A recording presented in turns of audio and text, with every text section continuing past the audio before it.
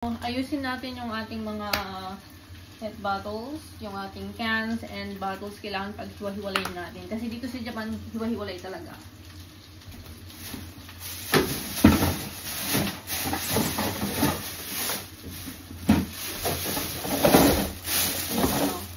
Kailangan tanggalin din ito. Ito tinatanggal dito. So, ito yung magagamit namin, kunti lang. And dito sa plastic na to, dito ko ilalagay yung ano yung mga cans. Yan, yung ganito. Kailangan separate din. Dito siya. Diba? Meron pa pala dito. Tanggalin natin yung separate. Ayan, tanggalin natin. Ayan, tanggalin natin to. Ayan. Hapon. Ayan, wala nang saan. Ayan ko lang din.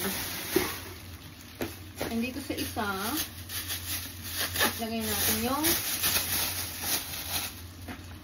yan, bean. So, ito, yung takip niya is ilagay natin siya sa can. Yan, tapos ito dito, plastic na to. Tanggalin natin siya. Lagay natin sa can. Ito yung gato, tapos ito naman yung ano yun. Magkaiba siya. Ito yung sa can.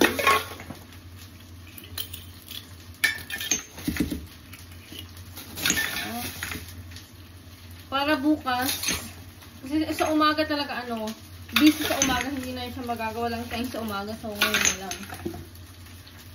Para bukas hapon na lang yung gagawin.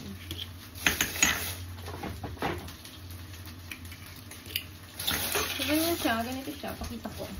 Isang plastic. Ito naman yung can. Ito yung PET bottle. Yan siya. So, dito sa Japan, ganun talaga yung pagtatapon. Naka-schedule siya. And sa isang buwan, I think, twice. Oo, 2 beses sa isang buwan.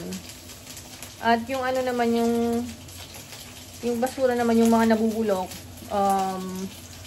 twice a week. Ganun siya. So, ganun, pag nasa Japan tayo, sumunod tayo sa, sa mga patakaran nila dito. Para hindi tayo, tayo nakababain. Say.